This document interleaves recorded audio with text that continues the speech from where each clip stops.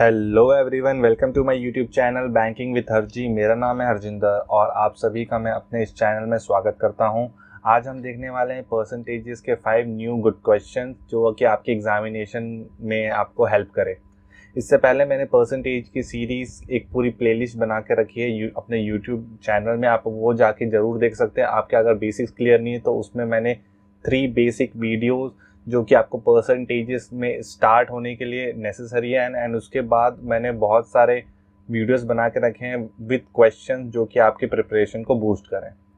Okay, before moving further, अगर आप इस चैनल में न्यू हैं तो please subscribe to this channel और थ्रू आउट दिस वीडियो अगर आप जो वीडियो देख रहे होंगे आपको मेरा लगे कि मेरा जो कंटेंट है वो आपके लिए बेनिफिशियल है तो do like this video and you could share it with your friend also. Okay, तो गाइज ये न्यू चैनल है, I need your support. Okay, so let's get started.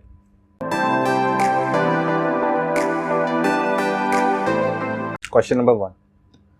The tax on a commodity is diminished by 15% and its consumption increased by 10%. Find decrease percentage in the revenue derived from it. ठीक है, इस question को करने के बहुत सारे तरीके हैं। अगर आपने मेरा पिछला वीडियो देखा होगा, मैंने एक कंसेप्ट आपको इंट्रोड्यूस किया था, यहाँ लिखता हूँ मैं, expenditure equal to consumption into price. और ये वेरी होता है, कभी कंजम्पशन को हम क्वांटिटी भी कंसिडर करते हैं। अब देखिए, अब मैं इस क्वेश्चन में और एक चीज़ मैंने बताया था कि इस क्वेश्चन में इस तरीके को अप्लाई कैसे करते हैं। इसमें हम फ्रैक्शनल वैल्यूज़ का यूज़ करते हैं, जैसे कि the tax on A commodity is diminish. Tax diminish हुआ, इसका यही मतलब हुआ कि प्राइस कम हो गया है, ठीक है। एंड द कंजम्पशन इंक्रीज, मतलब कंजम्पशन इंक्रीज हुआ है। और क्या हुआ है कि इसमें से आया कि एक्सपेंडिचर में क्या फ़र्क आया है आपके। ओके, तो अब जैसे कि हमारा कमोडिटी का प्राइस डिक्रीज हुआ है, मतलब कितने परसेंट से डिक्रीज हुआ है, 15% से। तो इसका ये मतलब है कि 85% वो रह गया है। ओके, 85% का हम फ्रैक्शनल वैल्यू कैसे लिखेंगे, उसको हम लिखेंगे 85/100 लिख सकते हैं हम, ठीक है। एंड कंजम्पशन इंक्रीज बाई 10%, अगर 10% से कंजम्पशन इंक्रीज हो रहा है तो 110/100 हो सकता है।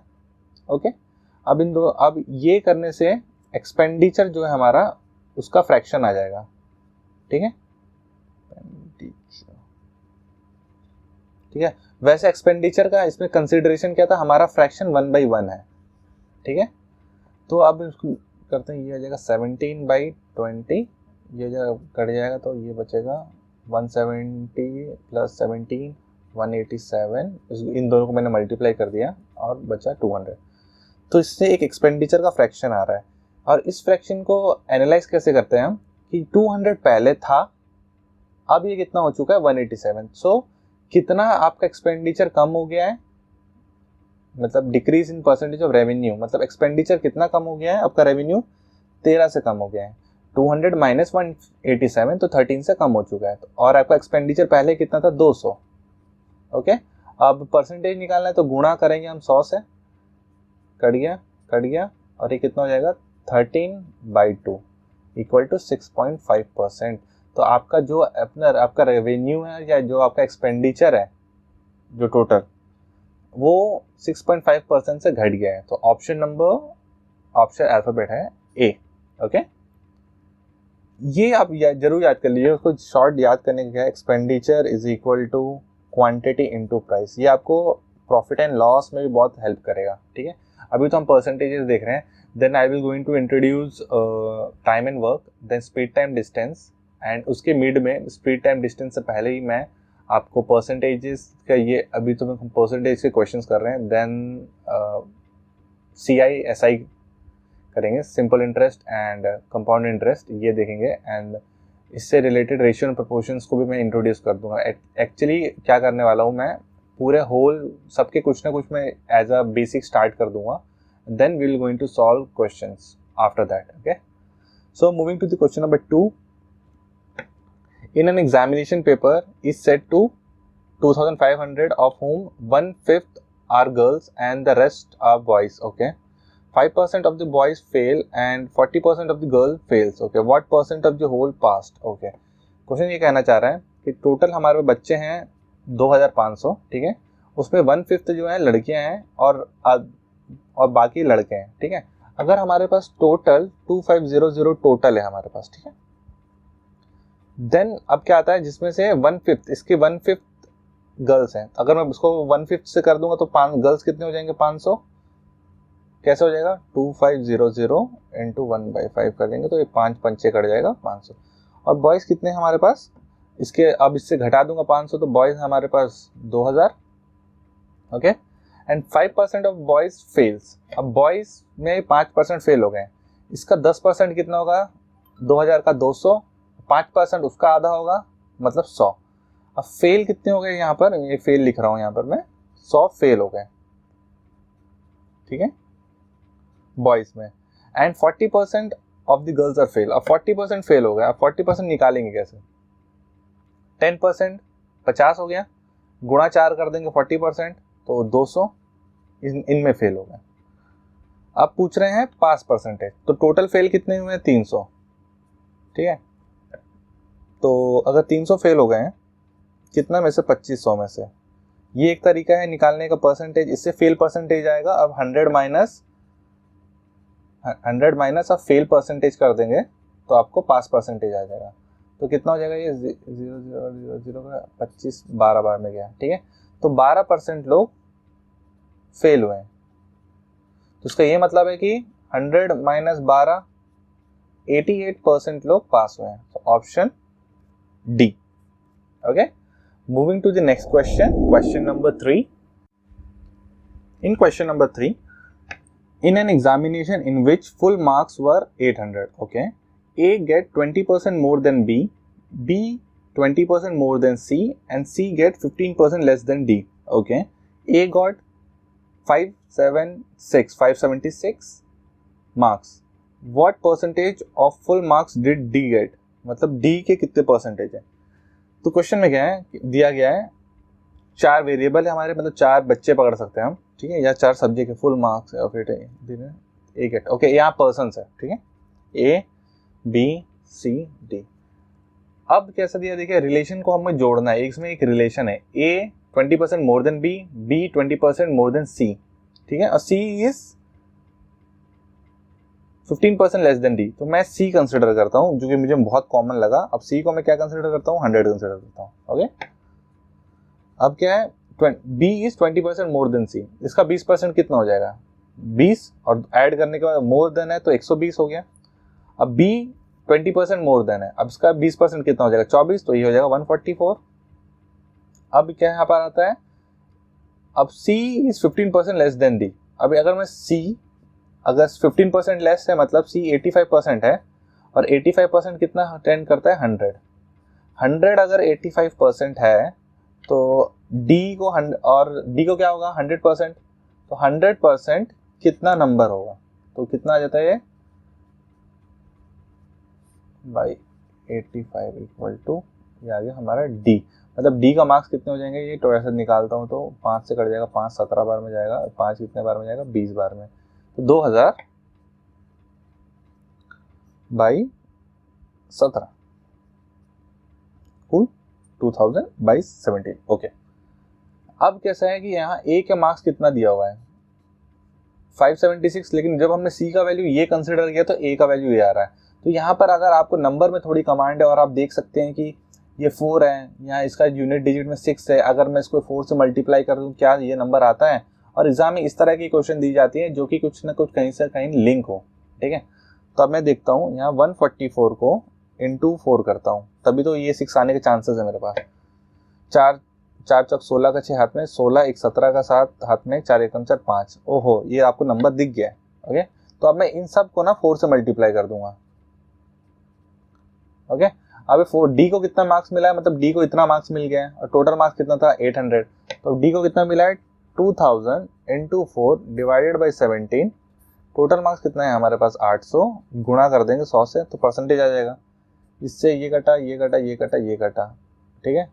अब ये डायरेक्ट भी काट सकता हूँ, देखिए कटेगा 4 दूनी जाएगा 2 जाएगा, ये 1000 हो गया, ठीक है। 1000/17% है, तो अब 1000/17 कैसे करते हैं, इसमें आपको 17 का पहाड़ा याद होना चाहिए या टेबल। 17 पंचे 85, 15 आ जाएगा शून्य। अब ये कितना जाएगा, 17 अट्ठे 136, 14 आ जाएगा, डॉट देके शून्य लगा देंगे, फिर 8 जाएगा 136। तो अप्रॉक्स आंसर कितना आ रहा है, 4 आ जाएगा। फिर आगे और कर सकते हैं, अप्रॉक्स आंसर कितना है 58.8%। Option D is the approx answer. Okay, अब इस क्वेश्चन में तो आपने क्वेश्चन सीखा, स्पीड कैसे कैलकुलेशन करना है, इससे मैंने पहले ही बताया था। 17 का टेबल याद है ना, 17, 19 एंड 13 का टेबल याद जरूर कीजिए प्लीज, ठीक है।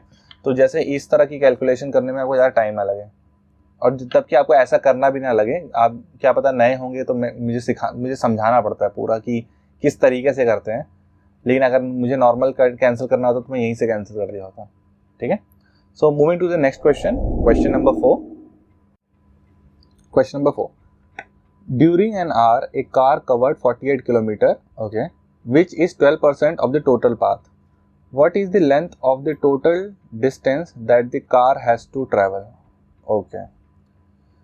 तो इस क्वेश्चन में क्या है कि एक कार ट्रैवल किया है कार ने 48 किलोमीटर, जो कि 12% ऑफ द जर्नी है, ठीक है। अगर उस कार की जर्नी यहाँ से यहाँ तक की जर्नी है तो उनने 12% तक कवर किया है, 12% जो कि 48 किलोमीटर है, ये परसेंट है।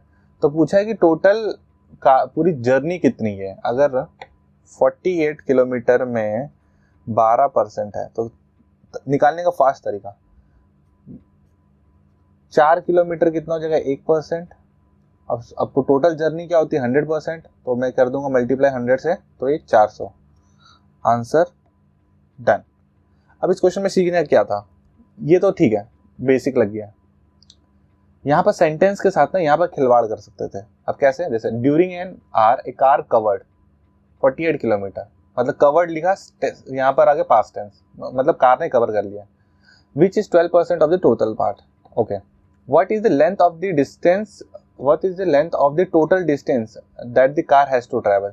अब यहाँ क्या रहता है, अगर क्वेश्चन में डालते हैं हाउ मच मोर डिस्टेंस, मतलब समझ रहे ना, और कितना डिस्टेंस कार कवर करेगी। तो अगर 100%, अगर 48 है तो ये तो उसने पहले ऑलरेडी कवर कर लिया था। अगर इस क्वेश्चन में लिखा था और कितना करेगी, हाउ मच मोर, तो उसने अगर 48 इसने ऑलरेडी कवर कर लिया था, टोटल डिस्टेंस इतना है, तो हमें 48 घटाना पड़ता, तो 352 ये आंसर होता इसका। समझ रहे,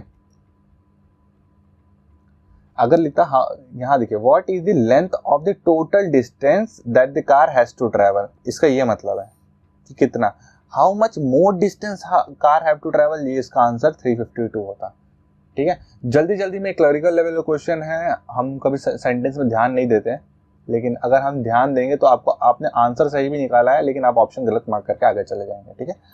ऐसा नहीं होना चाहिए। आप जब जो क्वेश्चन देखिए, क्वेश्चन पूछ क्या रहा है, सॉल्यूशन तो आप निकाल ही लेंगे क्योंकि आप अच्छे से तैयारी कर रहे हैं, लेकिन क्वेश्चन ध्यान से पढ़ना है कि व्हाट के बाद उसने क्या पूछा है, ठीक है। तो moving to the next question, question number 5। Renuka spend 35% of her income on clothes, ठीक है, 40% ऑन फूड, ठीक है। इफ फूड अमाउंट रुपीज इतना 384, what does she spends on cloth. बहुत सिंपल है, करने का दो तरीका है। एक तरीका दिखाता हूं मैं कि 40% जो है वो फूड में कर रहे हैं, और वो कितना अमाउंट कर रहा है फूड का 384, और 35% कर रहा है क्लोथ में, तो वो कितना है, ओके। तो अब इसको कैसे करेंगे, या तो सिंपल क्रॉस मल्टीप्लिकेशन कर सकते हैं, या तो आप 1% निकाल लीजिए। 1% कैसे निकालते दिखा देता हूँ आपको। जैसे 40% है, 1% निकालना है, ये 10 to 384 होता है, ओके। 1% कितना होगा, ये 40 नीचे आ जाएगा, 384 by 40। अब इससे अब देखिए ऐसे कुछ सर्टन नंबर से नहीं कट रहा, तो आप ये तो नहीं कीजिए, ठीक है। अब ये करना, अब ये सब निकाल सकते हैं, ऐसे नहीं निकाल सकते, आप निकाल जरूर सकते हैं। 1% निकालिएगा, मल्टीप्लाई कीजिएगा 35 से, तो आपका आंसर आ जाएगा। ये वर्थ इट नहीं लगा क्योंकि ये टाइम कंजम्पशन इसमें ज़्यादा है। तो ये आपको कैसे समझ में आएगा, आप बहुत सारे क्वेश्चन जब प्रैक्टिस करेंगे तो आपको खुद ब खुद समझ में आ जाएगा कि उस अप्रोच को कहाँ अप्लाई करना चाहिए, ओके। अब यहाँ पर क्या करते हैं, अभी क्या होता है, 3 अब क्रॉस मल्टीप्लाई करते हैं, 384 इंटू 35/40 करने से आपको उसने क्लोथ में कितना खर्चा किया वो पता चल जाएगा। अब करने का तरीका, 5 सत्ते जाएगा, 5 अट्ठे, ये 8 से कट रहेगा, 8 8 चौक 32, 6 बचेगा, 8 अट्ठे 64, ठीक है। अब 48 को मल्टीप्लाई करना है 7 से, 7 8 56, ठीक है, हाथ में 5, 7 चौक 28, 29 30 31 32 33, 336, 336 ऑप्शन में है नहीं, तो the answer is none. Okay, पहला था कि इस क्वेश्चन को और कैसे करता है। अब जो ये 35% है तो इतना तो गारंटी थी कि वो 384 से कम होगा, ठीक है। अब 384 से कम होगा तो उसका ये मतलब है कि ये तो नहीं हो सकता था, ये सबके चांसेस थे। और जब हमारा ये आंसर आ गया था ना 48 इंटू 7, तो ये दिख रहा था कि इससे पता चल रहा था कि यूनिट डिजिट में कभी जीरो हो नहीं सकता, ठीक है ना। हमें पता चल रहा है 6 है, पहले पता था कि ये नहीं हो सकता, यूनिट डिजिट में ये कोई है नहीं इन तीनों में से, तो आंसर नन ही होना चाहिए, ठीक है। ये सब अप्रोच आपको तब समझ में आएगी जब आप बहुत सारे क्वेश्चन करना शुरू करेंगे और विथ राइट अप्रोच, जो कि मैं बताता रहता हूँ, ठीक है। तो आज ये 5 क्वेश्चन थे आज के, और मैं नेक्स्ट टॉपिक में भी टाइम एंड वर्क इंट्रोड्यूस कर रहा हूँ, एंड वर्क, और साथ ही साथ जो भी मैंने प्लेलिस्ट पहले बनाई है, सिंप्लीफिकेशन की बनाई है मैंने, एंड क्वाड्रेटिक इक्वेशन की बनाई है, एंड नंबर सीरीज का थोड़ा वीडियो क्वालिटी इतना अच्छा है नहीं, क्योंकि वो मुझे स्टार्टिंग में जब मैं था तो मैं अच्छे तरीके से वीडियोस नहीं बना पाता था, ठीक है। फिर मुझे समझ में आया कि यूट्यूब में कैसे वर्क करते हैं, किस तरीके से आपको सेटअप करना पड़ता है, वो मैंने धीरे धीरे मैं अपनी वीडियोस की क्वालिटीज़ बढ़ा रहा हूँ। एंड मेरा मेन फोकस ये रहता है कि मैं आपके सामने अच्छा क्वेश्चन प्रेजेंट कर पाऊँ, जिससे कि आपको समझने में आसानी हो, ना कि ज़्यादा वीडियो क्वालिटी एक पार्ट है, वो अच्छे होना चाहिए क्योंकि लोग देखते हैं, लेकिन मुझे ऐसा लगता है ना ये एक एजुकेशन चैनल है, तो आपका मैं जो कंटेंट प्रोवाइड करता हूँ वो ज़्यादा मैटर करता है। ओके, तो ज़रूर देखिए, और आप बहुत सारे चैनल है वहाँ पर भी जाके देख सकते हैं। मैं किसी चैनल को प्रमोट नहीं करता हूँ कि कोई बड़े चैनल का मैं नाम बीच में ले लेता हूँ तो मैं उन्हें कोई प्रमोट नहीं कर रहा होता हूँ। जिनका कंटेंट अच्छा है, क्योंकि आप जाके ज़रूर देखें, एट द एंड आपको सिलेक्शन चाहिए, ठीक है। अगर आपको सिलेक्शन मिलता है I would be more than happy, ठीक है। तो नेक्स्ट हम करते हैं टाइम एंड वर्क से मैं शुरू करूंगा। फर्स्ट मैं तो टाइम एंड वर्क का बेसिक लाऊंगा, 2 to 3 वीडियोस, जो कि उसमें बहुत सारे कॉन्सेप्ट कवर करने पड़ते हैं, एंड देखते हैं आप उसमें और किस तरीके से प्रोग्रेसिवली हम उससे आगे बढ़ते हैं। एग्जामिनेशन पास है तो तैयारी उस तरीके से करना है।